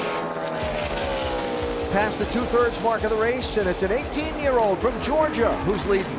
Chase Elliott out in front. You know, those kind of scuff marks on a retaining wall at a racetrack will be something we'll see lots of next weekend when we go to tough old Darlington Raceway in South Carolina. Nationwide Series next Friday night, 7:30 Eastern on ESPN2. Who gets around that crooked old racetrack the best? Hard to tell, but we know one thing. Guys will have a lot of fun trying, and we'll have a lot of fun watching. They'll wear that safer barrier out at Darlington. Yeah, they will. Always love going there. Chase Elliott leading here in Texas tonight. 8th different driver to lead the race. Took the top spot by passing Kyle Busch and Dale Earnhardt Jr. in this last run of the race after a pit stop. Pit stop's coming at lap 122. You see it's been just a little over 20 laps ago. And now Elliott out in front of Dale Earnhardt Jr. by 0.7 of a second. Let's go up to speed with Nationwide Insurance and start it with the leader's pit. Here's Doc. And how about Chase Elliott? 18 years, 4 months, 7 days, and now leading some of NASCAR's greatest stars on one of the tougher super speedways. You know, when I talked to his mom and dad, Bill, just before the race, Bill said, I just can't believe how good this young man is. He's never been here. He had never been to Las Vegas or California, and he ran in the top 10 there. A moment ago, his mom, Cindy, who was a great photographer in this sport long before she was married, had been taking pictures every lap. There's Cindy there in the picture. And when she saw her son take the lead, she just dropped her camera down to her waist and turned and had a huge smile on her face, a proud mom. And oh, by the way, she said, my son's a good student too. He said he really, really is a great listener and understands what's happening on the racetrack. AB looks like he's getting a challenge now. Boss is going to figure out what he's got here. Work on him a little bit, see if he can get that top spot. Yeah, test him a little bit. See how he is under fire. They got 2 seconds on third place Kyle Larson.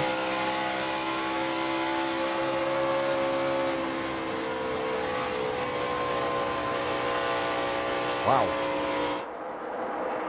I think Junior has the better car after they put some laps on the tires. That last run, he had started to move his way towards the front. I think as they put laps on him, he's got a little better long run car. I think Chase Elliott has the car in the short run if it comes down to it. Tell you what, I'm just really impressed with Dale Jr.'s cars. I mean, 3 of them in the top 5 right now. Chase and Earnhardt Jr. himself and Regan Smith 5th. I mean, that's a big effort to bring 4 cars here and have all of them running that strong, Andy. I mean, you got to really hand it to them for what they've done to that team. Yeah, I kind of wondered if that might stretch them a little thin to bring 4 cars, but it looks like it's actually helped them. All right, challenge for the lead is up, so let's continue with our Nationwide Insurance Up to Speed. Dave's covered in the 88. Oh, but Andy, it's stretched them thin. They've got every part and piece here from their shop. In fact, Mike Bumgarner, the listed crew chief, is up on the box, but Steve Letarte is the voice that Dale Jr. normally hears on Sunday. He'll hear it tonight all night as they call race strategy together. But they worked hard. Everybody pitched in to get the cars here, and they're having a great night as a company. A little free right now for Junior. As for Kyle Larson, a good night as well. His run started a little bit free, and then it became tight into the center. So they're still adjusting on it just a little bit, and you get the idea that Kyle is maybe waiting for that last set of tires to then go search out a line and chase down these JRM leaders. As for Kyle Busch, he's been radioing a few different things to his crew chief, Adam Stevens, including one which was, hey, email me about shocks. Kyle always thinking they want to talk about shocks after this. Right now, his car is going loose on this run. Mike? For Regan Smith, there's been a bit of an adjustment period to a new crew chief in Ryan Pemberton this year. And so far during this race, there was a bit of a test. Ryan Pemberton took a very big swing at the car, putting a spring rubber in the left rear. The car did not react well initially, but after about 20-25 laps or so, it started to come in. That helped Regan Smith build some trust. They didn't make any changes after that. The car has come to life. He feels much better about it, Doc. And Kevin Harvick was our early leader and our pole sitter. And you heard after that last stop, Kevin said the car is plowing and absolutely will not turn. And here's what happened. They took air pressure out of the left rear, and so the splitter was hitting in the corner, causing the car not to turn and plow. Now that the tire pressure has gotten up, the splitter is no longer hitting, and Kevin says the car is driving better. Now behind them, how about the impressive run for another youngster, 20-year-old Ryan Blaney, who's only driven 1 race this year for Penske, that being a 4th place finish at Bristol. He drove here back in 2012, and with 15 laps to go, he drove all the way up to finish 2nd behind Kevin Harvick. Alan? Whoa, whoa, whoa, whoa. Had his hands full there. Off of turn 4. Hung on to it. And for the race lead, again.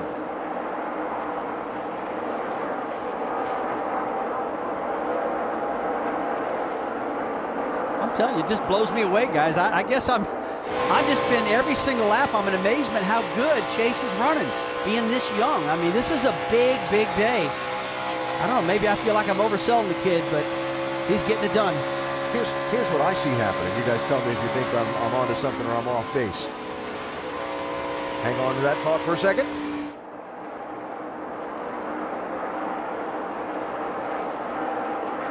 Chase is moving around trying different lines, right? You're watching different ends of the racetrack and so on. Sometimes doesn't go so well.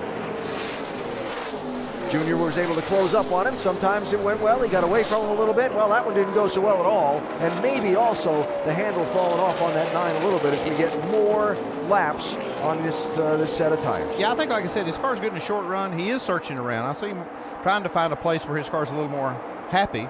But Earnhardt Jr.'s car is really happy in these longer runs. Yeah, it really is. I agree with you, Ned. And I think that Chase Elliott just in that lap before said, you know what? I think I messed with the boss long enough. I better let him go because he does have a better car. Dale Earnhardt Jr. out in front. 45 laps to go. A lot of racing and another pit stop left to go here at Texas with Junior leading. Beautiful night in the Dallas-Fort Worth area. 61-degree evening. A lot of folks in town this weekend. Men's basketball championship, Final Four going on down at Cowboys Stadium. That is 29.8 miles driving from Texas Motor Speedway. Did you measure it? I did the online thing. Oh, okay. Where Dale Earnhardt Jr. is going considerably faster than 29.8 miles an hour as he leads tonight's 300-miler for the NASCAR Nationwide Series, down now to about 50 miles to go. It's Junior leading Chase Elliott by 2 1/3 seconds. Kyle Larson is third. Here's the race for fourth. Kyle Busch, 54. Kevin Harvick, 5. Kevin Harvick's car finally woke up after it kind of went away on him in the early part of this run. Yeah, Doc was talking about how the splitter was sitting pretty bad in that car. And when the air pressure came up, it started coming alive. And that's pretty well of a classic case if you get those pressures too low.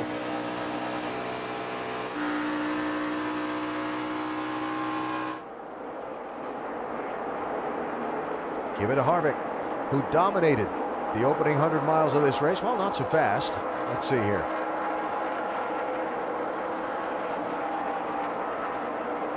Yeah, there you go.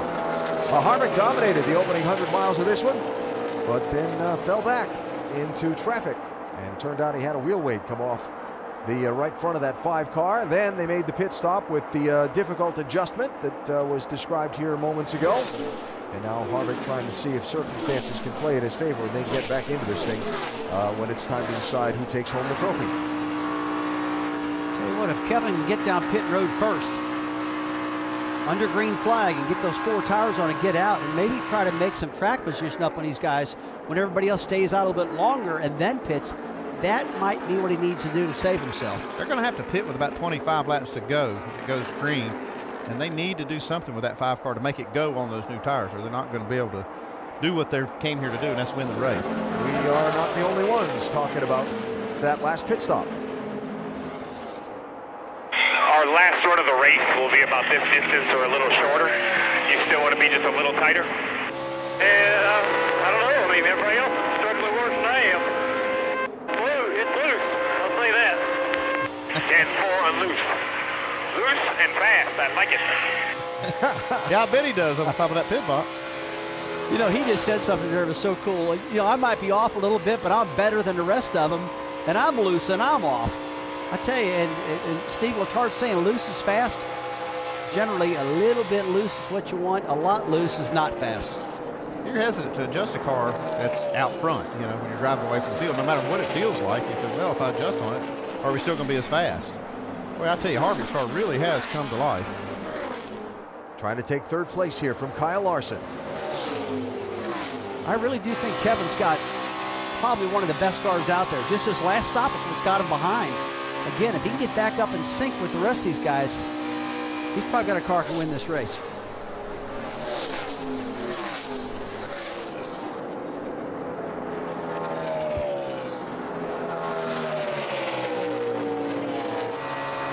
Oh, trouble. Lock it down, turn it right. 60, Chris We Buescher. just got wrecked, guys, 99 wreckers. 55, Jamie Dick. And somebody brought up Fired James up. Buescher's number in that Dick, lead radio off the back. conversation.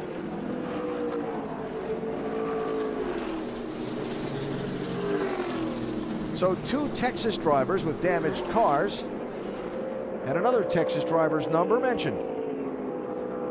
And a yellow out for the 5th time in this race.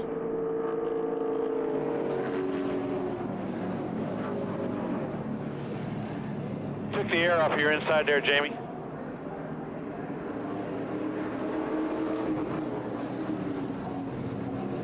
Jamie Dick running in 20th place, Chris Buescher running in 14th place, and now with a couple of torn-up race cars. I think Chris Buescher just got caught up into it. James Buescher was running right behind Jamie Dick in the 55.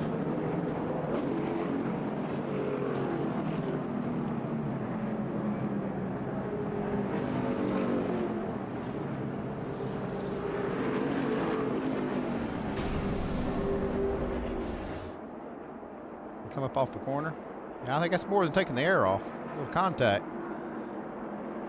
Right in front of Chris Buescher. Yeah, and Chris Buescher just couldn't do nothing about it. I mean, Jamie Dick got right in front of him with that wreck. Jamie Dick out of the car, pit road open. Here come all the leaders for the big stop. Dave? Leader, Junior, car a little bit loose. Crew chief says, I'm going to tweak on it just a little bit. 4 tires for him. As for the 42 of Kyle Larson, his car right now is loose. Air pressure out of the right rear. Doc. Chase Elliott, a little free on landing, so the car got free when the 88 tried to go by him. 4 tires, fueled 1/2 round down on the track bar.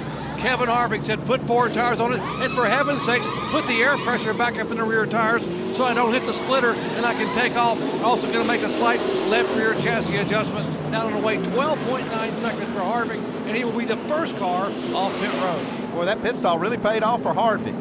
That put him right back in the game. Incredible pit stop for Harvick. That's exactly what he needed. You get the first pit stall by winning pole position in qualifying and having the first pick. And so Kevin Harvick up 3 spots to the race lead. This the reason for the caution flag. James Buescher, Jamie Dick with the first contact. Chris Buescher into it after that. And then that nasty old retaining wall gets involved too.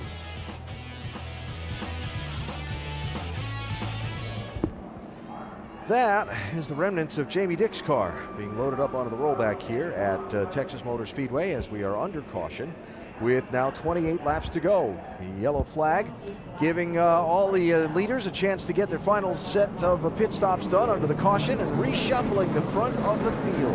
Yeah, it's getting ready to get good right here.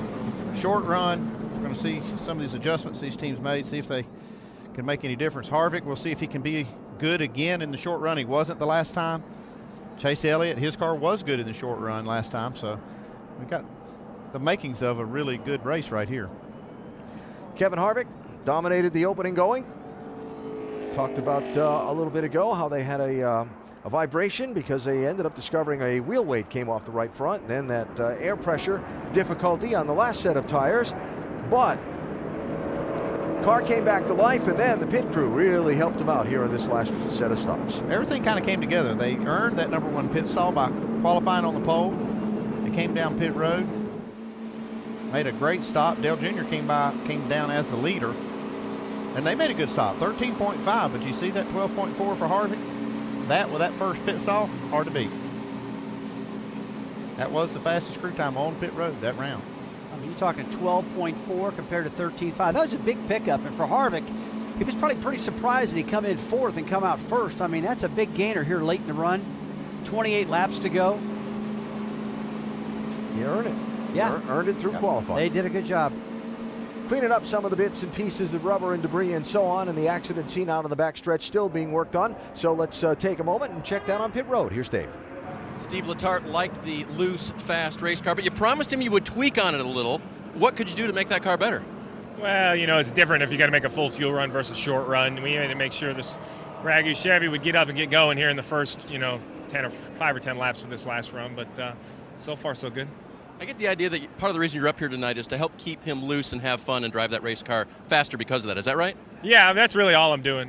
Mike Bumgarner, everybody at JRM put together a great car. They really did all the work. All I'm doing is just calling the race. Dale knows my voice over the radio. I know his, so the communication's clear, but I didn't have a whole lot to do with it. These guys put a great race car together. It's been a lot of fun. That familiarity seems to make Junior a better guy out there tonight. He's doing really well right now, Doc. Indeed he is. Let's talk with Greg Ives, and Greg's who's calling the shots for Chase Elliott. Greg, no one knew what Chase would do. He'd never been here. He's 18 years old, and all these Sprint Cup superstars in the field. Your impressions of what this young man has done behind the wheel of your car tonight? Well, I really think the Nationwide Insurance Series really got a talent with this one. We're racing with the Sprint Cup guys, and that's what we need to be doing. And just with everything going on, our team gelling, and all the new things happening.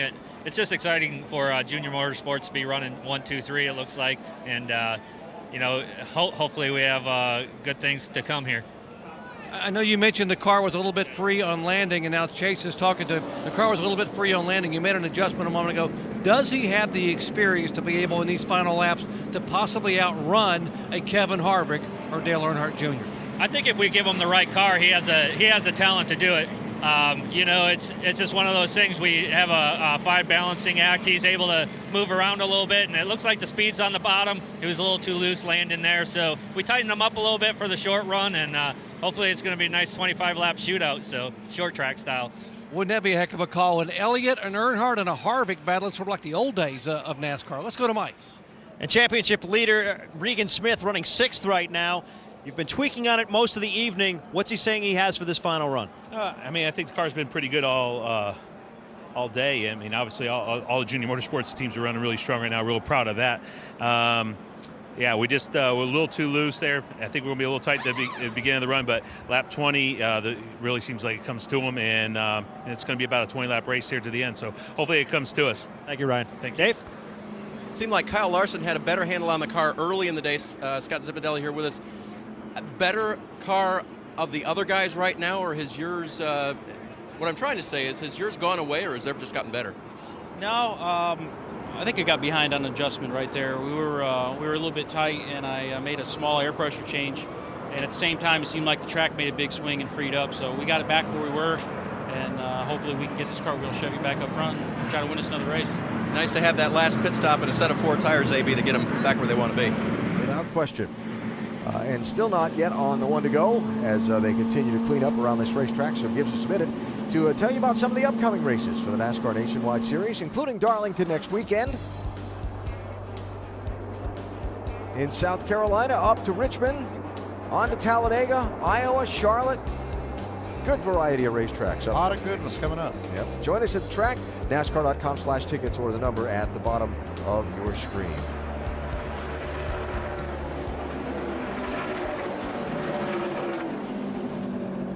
So the field has now been doubled up. They just sent a bunch of wave-around cars past the pace car.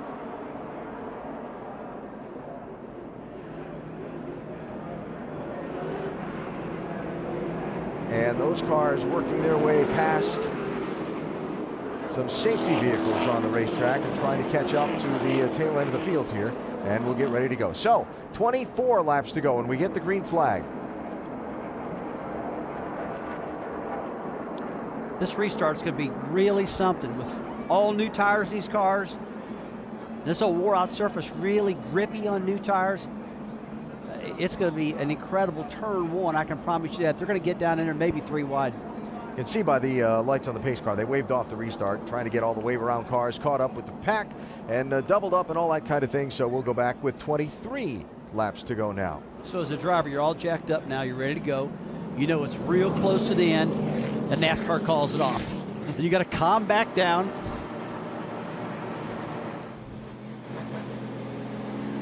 Got to get this track position going into 1 and at the worst off of 2, because we know how fast these tires are, and we know they're out of time.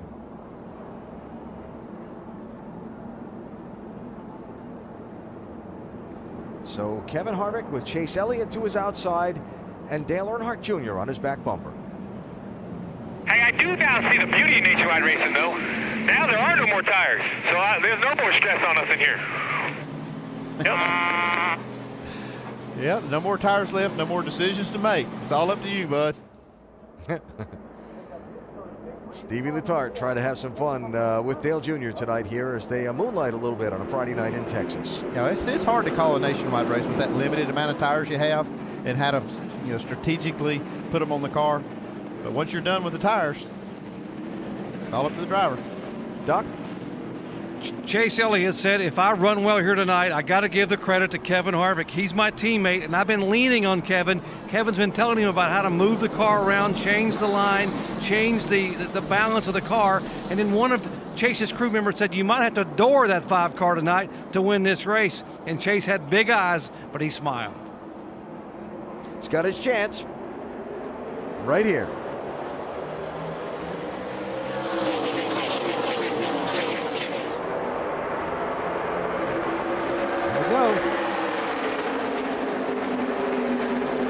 Junior shuffled by Kyle Busch.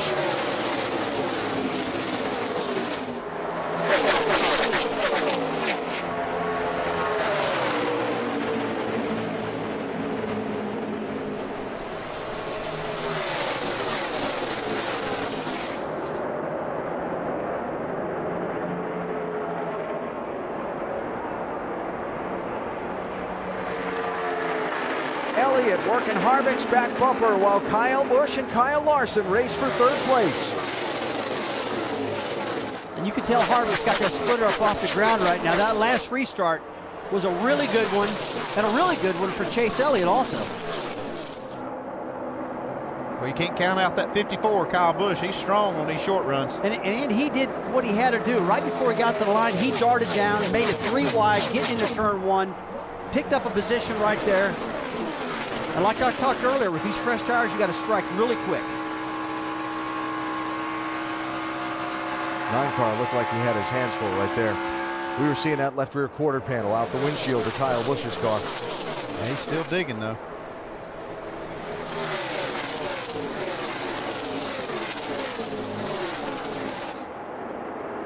Funny thing about these race cars, you know, come in, change a set of tires.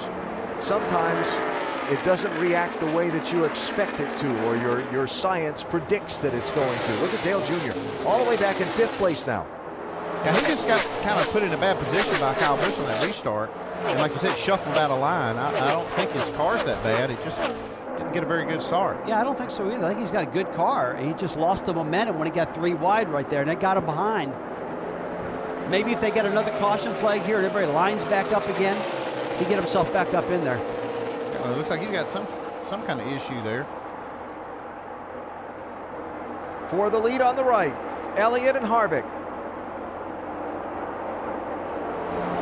And Kyle Busch lurking.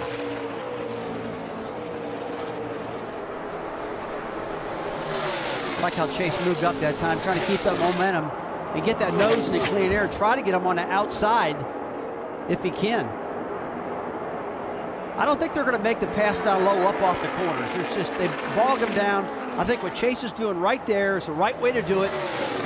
Keep that nose out and keep that thing wound up. He's got a little run right there off turn 2. Now, and if he's got the run, he's got the momentum, go ahead, go for the bottom. But if you don't have it, I wouldn't try it down low.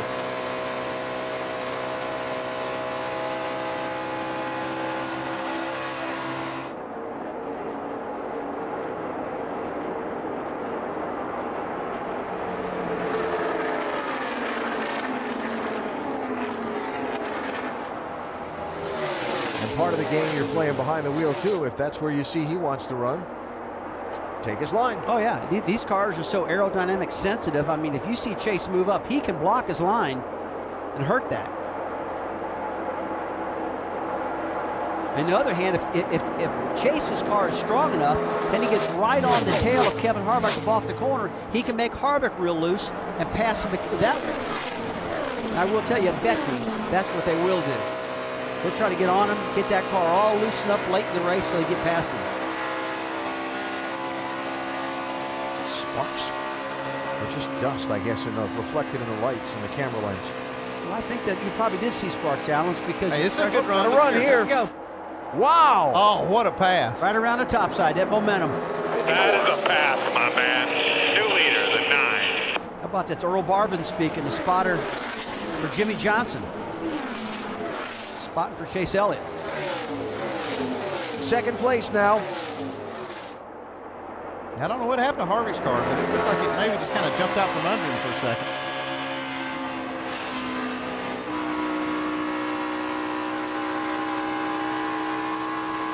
Man, wouldn't that be something? We saw a big win for Kyle Larson in California. What if Chase Elliott in front of this big crowd gets the first win? Right here at Texas. Harvick says he's way too tight.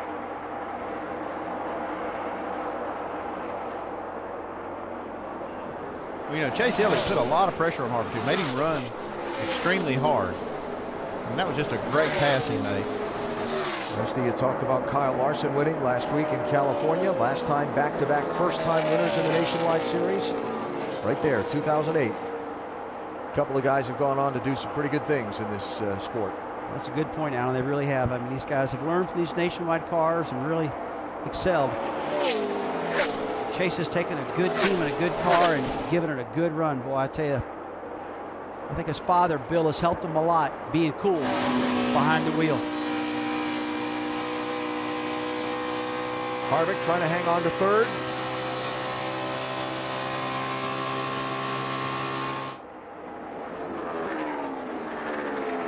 Kevin will by far end up leading the most laps in this one tonight. He's led half the race.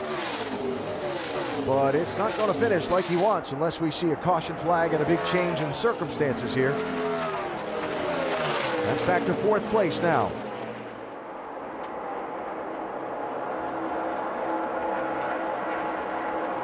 You know, we did a special on NASCAR Countdown probably about 3 weeks ago about Dawsonville, Georgia, where when Bill would win, they would ring the siren. And then if Chase wins, they hit the siren. I'll guarantee you they're sitting in Dawsonville right now with their finger on that button, getting ready to hit that siren. And look, I'm not trying to jinx those guys, but they're getting warmed up to hit that thing because this kid is flying out there right now. 1.8 second lead in front of Kyle Busch, and 0.2 of a second faster that last lap.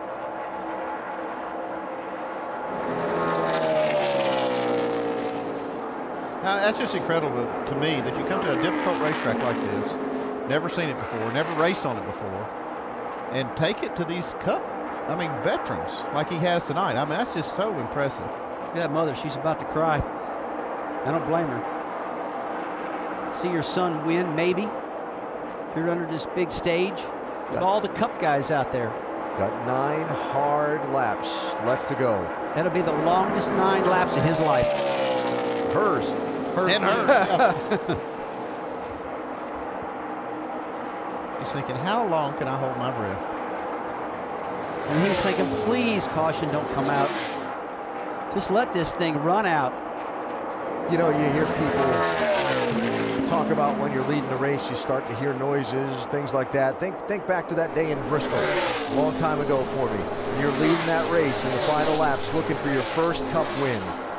Really? You hear things, feel vibrations, stuff like that? Absolutely you do. You feel harmonics in the car, you hear vibrations, and you overthink it, and you think maybe that corner didn't feel like the corner before. There's something going wrong with this car. And the crew chief's calming you down, the spotter's calming you down. Everybody's trying to keep your composure. I just said a little while ago, he passed Kyle Busch. That was probably the biggest feeling of success in his life. And now he's about to win this race? Come on. Incredible. 7 laps to go. Last time by, Kyle Busch just matched his lap time. But Chase has got 2.15 seconds on the kid, and he keeps pulling away. But Kyle matched him that very last time.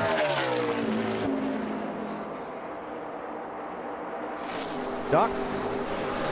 This past week, when all the other Nationwide Series drivers were at the beach with an off week, Chase Elliott was sitting in class in a high school in Alpharetta, Georgia. He said, I'm thinking about everybody else relaxing, and here I am getting ready to take a math exam. He said, I made a 90 on the math exam, and I thought to myself, if I can stay this focused in school, knowing how much I love to race, then I can stay focused on the racetrack. Maybe it will pay off. Maybe going to class will be the magic I need. I think it was, because he's just a few laps away from becoming a NASCAR winner in the Nationwide Series. Remember the funny thing that was going around on the internet after Dale Earnhardt Jr. won the Daytona 500? Of course, his team owner, and Chase said he wrote himself a tardy slip when he got to school the next day because, said, was watching the race, thought for sure we'd have the day off because Junior won. I'll be darned. Look at that, 2:24:14. I wonder if it worked. 8:30 in the morning, 8:29. He gets up earlier than I do. You know, think about it. He's 18 years old.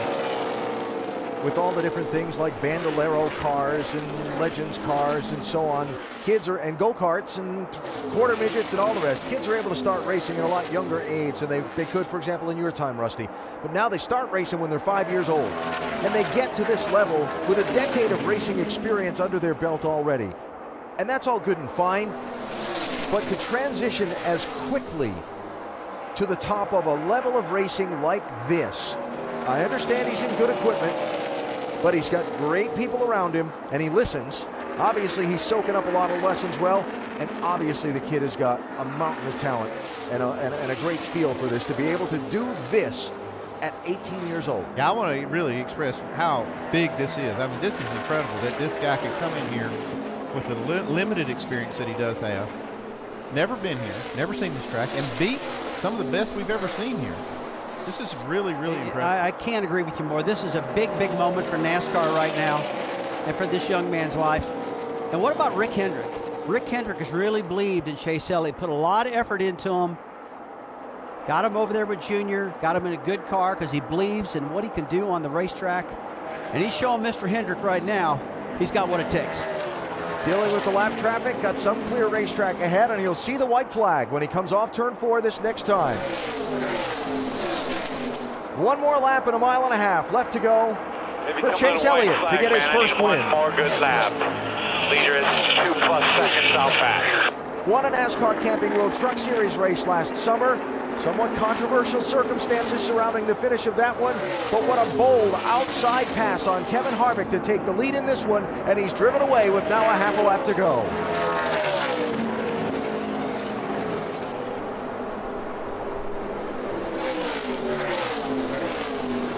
Elliott, there's your first nationwide win. I want to see the best burnout you ever did.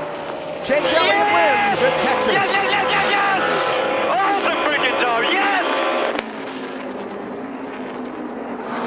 Ring that siren in Dawsonville, boys. Hit the button right now.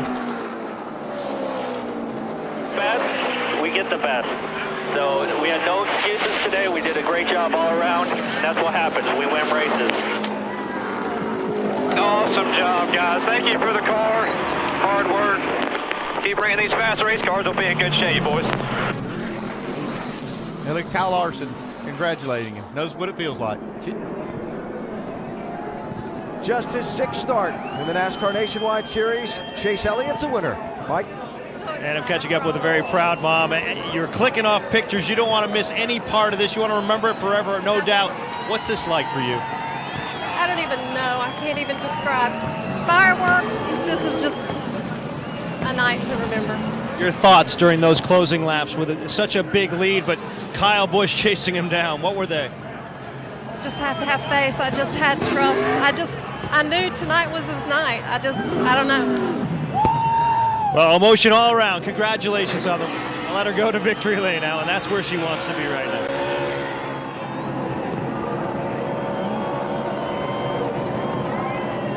Wow, that's impressive.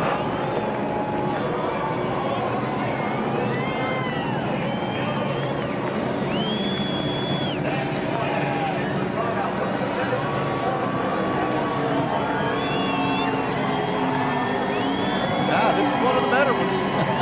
That was one cool burnout.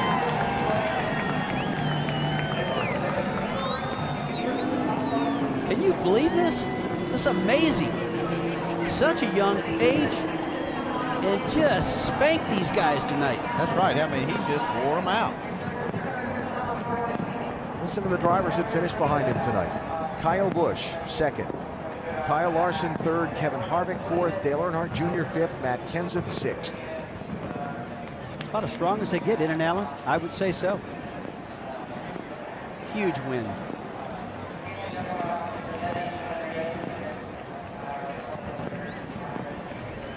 I think one of the things that I enjoyed the most about the last race at California was seeing Kyle Larson's just youthful joy at winning on that stage for the first time. I think we're about to see that again here. Yeah, I think so. What an impressive young man.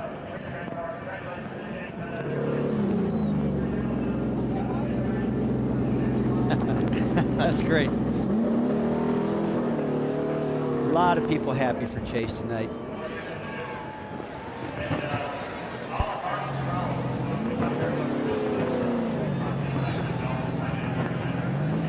Very popular win. See the drivers, all of them, crew members.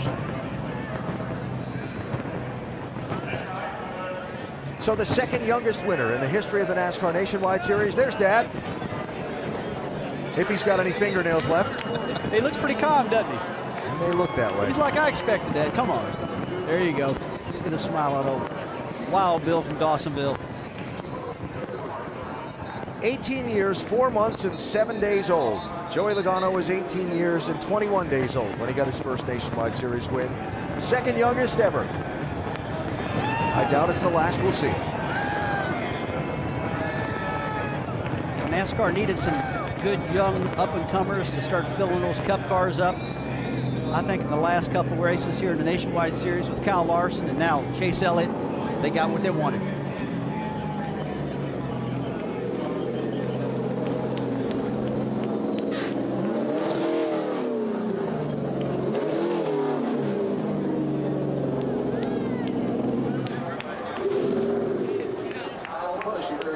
Second place finisher. He did beat the best. Kyle Busch is arguably the best nationwide certified. All the stats say, since we went head-to-head with Kevin Harvick and Kevin Harvick Jr., they came out on top. This is going to be big. He's not going to get this one.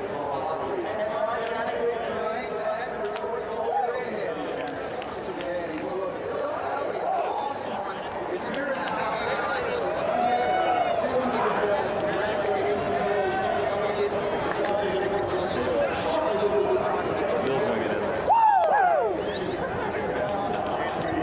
Helmet off where you can talk to me.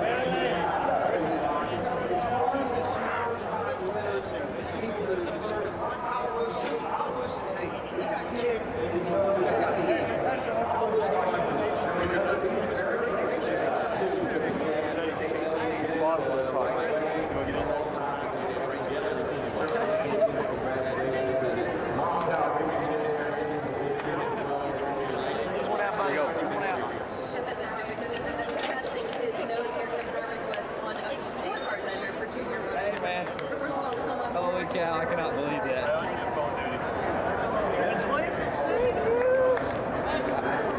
That is no doubt Rick Hendrick that Chase is talking to, since Doug Ducart, the Hendrick Motorsports Vice President, was the one that handed him the phone. Mr. H got to be proud of this.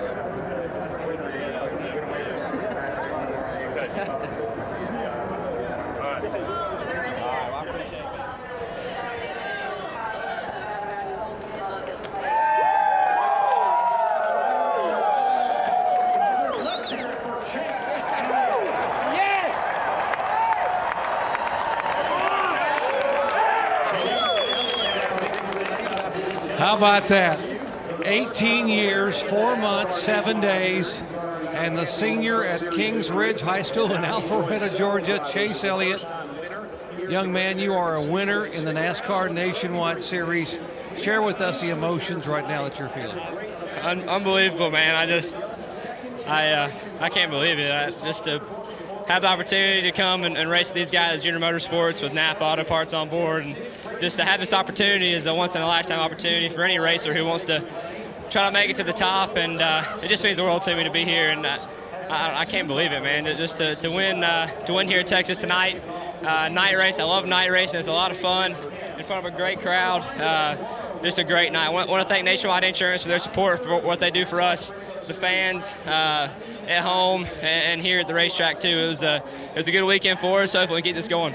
You told me prior to climbing in the car you had a very steep learning curve. You've never been here before, and you gave a lot of props to Kevin Harvick for teaching you a lot of things. What did he teach you that allowed you to make the pass on him and win this thing tonight? That's crazy, man. I definitely wouldn't. I went to him for a lot of advice this week, and he helped me out. Gave me some tips I felt like to help tonight, and to pass him for the lead there at the end. That's pretty crazy, but man, I can't believe it. I really can't. This is just awesome, and just can't thank everybody enough. This is truly an honor to drive for these guys, and we have a great team. It's still early in the season. We want to make sure we try to keep this going in the right direction. Chase Elliott in victory lane. They say this series is where names are made. Well, in this case, names are remembered. And how about Awesome Bill, the dad? Mike? Yeah, I'll tell you what, he's a proud father, no question about it. What's this mean to you?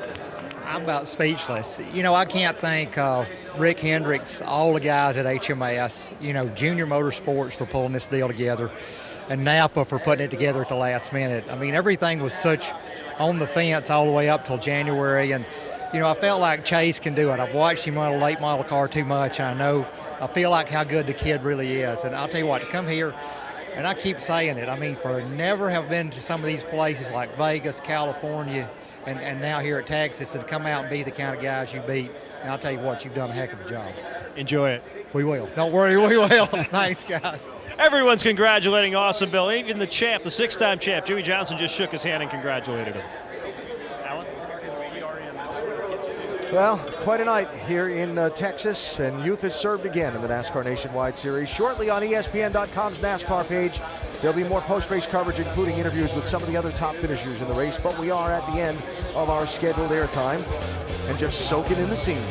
Next weekend, it's on to tough old Darlington Raceway. Friday night, 7:30 Eastern on ESPN2, and Sports Center is coming up next. 18 years old and a winner in the NASCAR Nationwide Series, Georgia's Chase Elliott. This copyrighted telecast may not be reproduced, retransmitted, or used in any form without the authorized written consent of NASCAR Broadcasting. NASCAR would like to thank all of our loyal fans for your continued support, and we hope you enjoyed today's broadcast.